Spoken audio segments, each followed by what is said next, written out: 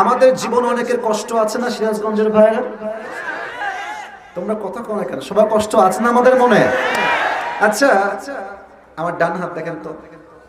নবীর সব কষ্ট আমি রাখলাম ডান পাল্লা, নবীর সব কষ্ট রাখলাম ডান পাল্লা, আর আমাদের সমস্ত কষ্ট রাখলাম বাম পাল্লায়। বলেন তো আমাদের কষ্ট বেশি ছিল না নবীর কষ্ট বেশি ছিল? শুধুই কি কষ্ট, কত কষ্ট! হাদিসগুলো মনোযোগ দিয়ে শুনবেন।